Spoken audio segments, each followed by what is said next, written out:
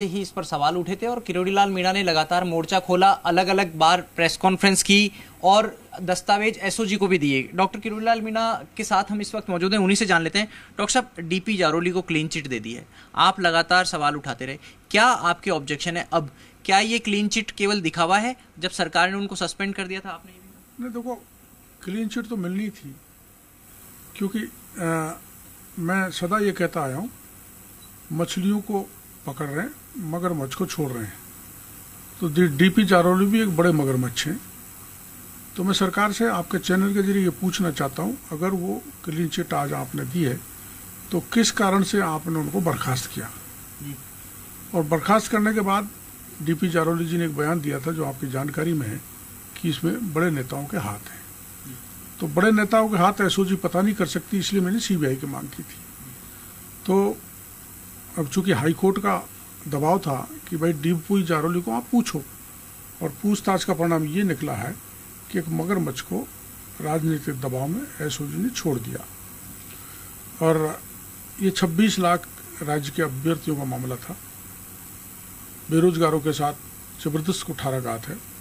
और इस ढंग से डीपी जारोली को इन्होंने तो छोड़ दिया होगा, लेकिन केंद्र की एजेंसी नहीं छोड़ेगी। मैं केंद्र की एजेंसी जरूर राजस्थान में शीघ्र ही ला रहा हूँ। डॉक्टर साहब, इससे पहले दूसरे मामले हुए, अलवर में जो बच्ची थी उसके साथ कथित दुष्कर्म का मामला हुआ, वो सीबीआई को दे दिया गया।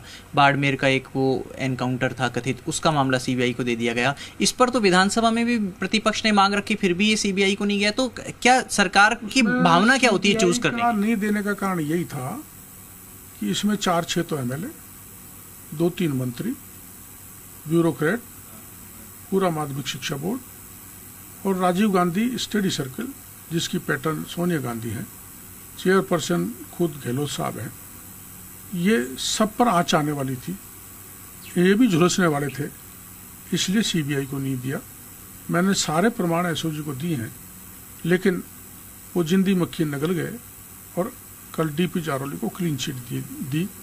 इससे मैं बहुत हताश हूँ, निराश हूँ, क्योंकि जो एजेंसी है वो बिल्कुल जैसे सरकार कह रही है वैसे कर रही है। निकट ही फिर मैं प्रमाण दूंगा कि डीपी जारोली फिर भी दोषी है, और बाकी के ऐसे दर्जन लोगों को पैसे लेकर एसओजी पैसे ले रही है, लोगों को बकस रही है। तो ये प्रमाण मैं जल्दी एसओजी के हेड को दूंगा और केंद्र की एजेंसी को भी दूंगा। डॉक्टर साहब, एसओजी के जो पैसे लेने के आप आरोप लगा रहे हैं, क्या इसके भी प्रमाण आप देंगे उनको? मैंने प्रमाण इनको देने से कोई मतलब है नहीं जी। ये तो इनको दबा देंगे, लेकिन केंद्र की एजेंसी को मैंने प्रमाण दे दिए हैं और केंद्र की एजेंसी उसको गंभीरता से ले रही है।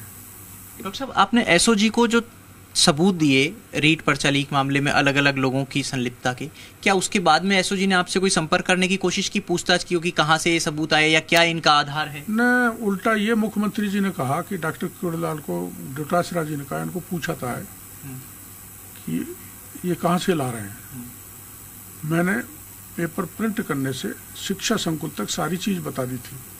मैं रास्ता बताता गया, जैसे ऐसे एसओजी चलती गई और आखिर में पेपर लीक वहीं शिक्षा संकुल से हुआ।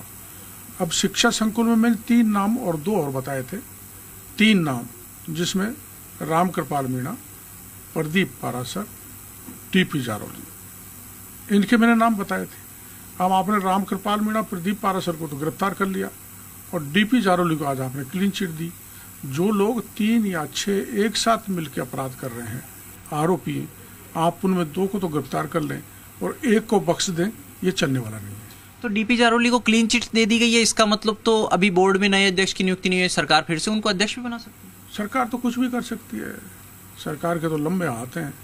और ये गहलोत साहब का जो तीसरा समय है, ये तो सबसे भ्रष्ट समय, वो कुछ भी कर सकते हैं, गिरे से गिरे व्यक्ति को भी नियुक्ति दे सकती हैं, इसलिए सवाल उठाना बेकार की बात है। डॉक्टर साहब, लेकिन इस सब के बीच में जिस दिन डीपी जारोली अजमेर से रवाना हुए, अपने बोर्ड अध्यक्ष का जो मकान आवंटित था उनको, उसके बाद से कहीं ना किसी को दिखे, ना नजर आए, ना सार्वजनिक कार्यक्रम में आए, उनसे पूछताछ कब हुई? क्या इस बारे में आपको कोई जानकारी मिली? पूछताछ अभी करी है ना एसओजी ने, पूछताछ करके तो क्लीन चिट दी है। वो गणे नाम बताते, तो सरकार ने कहा है कि आप नाम बताओ, नाम मत बताओ, आप तो बच निकलो, क्योंकि घने मंत्री एमएलए के नाम आते इसमें रीट पेपर में। मैं अब कह रहा हूँ, अब वो केंद्रीय एजेंसी उन एमएलएज को और उन मंत्रियों को पकड़ेगी जिन्होंने पेपर में पैसा बांटा है, बंदर बाट की है। और चूंकि उनको बचाने के लिए एसओजी ने मुख्यमंत्री के इशारे पर, बिना मुख्यमंत्री के एसओजी क्लीन चिट नहीं दे सकती, उनको क्लीन चिट दे दी। डॉक्टर साहब, सत्ताधारी पार्टी के लोग भी सरकार का बचाव करते हैं। वो कहते हैं कि किरोड़ी लाल मीणा जी के आरोपों में दम ही नहीं है। अगर दम होता तो वो नाम बताते कि आखिर किन लोगों की संलिप्तता रही है, किनको बचाने की कोशिश हो रही है। वो तो कहते हैं क्लीन चिट। तो फिर राजेंद्र बिदुड़ी जी ने, उनके सत्ताधारी दल का विधायक, उन्होंने कहा था कि रीट की जांच सीबीआई को क्यों नहीं दे रही सरकार, चोरों को बचा रही है। उनकी दल का ही आदमी ये बयान दे रहा है।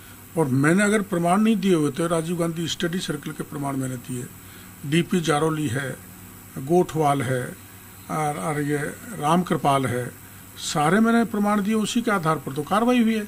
मैं प्रमाण नहीं देता तो ये बर्खास्त करते क्या डीपी जारोली को?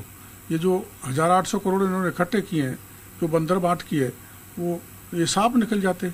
लेकिन सारी बंदर बाट जो मुंह में वो होके खाई है, केंद्र की एजेंसी नाक में होकर निकाल लेंगे। मैं आपको आज कह रहा हूँ। नहीं, जनप्रतिनिधियों की संलिप्तता की जो आप बात कर रहे हैं, उसमें नाम किसके आ रहे हैं? मैं अभी नहीं बताऊंगा, प्रीमैच्योर हो जाएगा। केंद्र की एजेंसी को मैंने प्रमाण दे दिया। केंद्र की एजेंसी कब तक कार्रवाई करेगी इस मामले में, कोई अपेक्षा की कोई जाने, लेकिन महीने 15 दिन से ज्यादा नहीं लगेगा। उनकी पूरी तैयारी हो गई है और अब राजस्थान में आने वाली है। कांग्रेस सरकार, राज्य सरकार का ये आरोप भी है कि केंद्र की एजेंसी के ऊपर ही आप लोग मांग करते हैं कि हर जांच केंद्र की एजेंसी को दे दी जाए, सीबीआई को दे दी जाए। ईडी के गलत इस्तेमाल के आरोप मुख्यमंत्री लगाते हैं, लेकिन केंद्र की एजेंसी निष्पक्ष जांच करेगी। इसको लेकर बताओ, केंद्र की एजेंसी एनआईए उदयपुर की हिंसा में जांच कोई राजनीतिक प्रेरणा से कर रही है, या आप अब तो संतुष्ट हो ना? वो निष्पक्ष जांच कर रही है। और अमरावती की जांच भी एनआईए कर रही है। अगर ये जांच एनआईए के पास नहीं होती तो लीपापोती होती, अमरावती में भी होती, उदयपुर में होती। और आपने परसों वो अजमेर का वो वीडियो देख लिया जहां डीवाईएसपी ये कह रहा है बचने का तरीका अपराधी को बता रहा है। तो ये हालात राजस्थान की एजेंसी की है। मैं ये नहीं कह रहा राजस्थान की एजेंसी भी पूरी तरह से, मैं दोषारोपित नहीं करना चाहता, लेकिन एक डीवाईएसपी स्तर का आदमी एक आरोपी को बचाए जो सरकलम करने की कह रहा है, जो नुपुर शर्मा को सर कलम करने के लिए पैसे देने की कह रहा है, प्रॉपर्टी बांटने की बात कर रहा है, और उसको गहलोत सरकार बचा रही है। लेकिन डॉक्टर साहब, डीपी जारोली के ऊपर कई अभ्यर्थियों का भविष्य खराब करने के आरोप लगे। आप खुद कह रहे हैं कि 26 लाख अभ्यर्थियों के भविष्य के साथ में उन्होंने खिलवाड़ किया, लेकिन आपने अभी एक कलाम सुनाया। लेकिन उससे पहले जो बड़ी मछलियां हैं उनमें किस किस पर आपको संदेह है? देखो, बड़ी मछली एक तो डीपी जारोली तो बचा ही दी, और इसमें कई ब्यूरोक्रेट्स भी आएंगे, राजीव गांधी स्टडी सर्कल के बड़े लोग भी आएंगे, 2-3 मंत्री भी आएंगे, 4-6 एमएलए भी आएंगे, और प्रिंटिंग प्रेस भी आएगी। मेरे हिसाब से तो ये सब आने वाले हैं। डॉक्टर साहब, इतना बड़ा मामला है और इतनी आसानी से सारी क्लीन चिट दे दी ना। क्लीन चिट देखो, जिंदी मक्खी को गहलोत साहब निगल रहे हैं, लेकिन नहीं, इसमें देश में कानून का राज है। एक जगह बचा पाएंगे तो आगे नहीं बच पाएंगे। आप कह रहे हैं कानून का राज है, लेकिन आप अपनी बातचीत जारी रखिएगा, आपसे अपडेट्स हम लेते रहेंगे। बहुत शुक्रिया फिलहाल तक की जानकारी के लिए।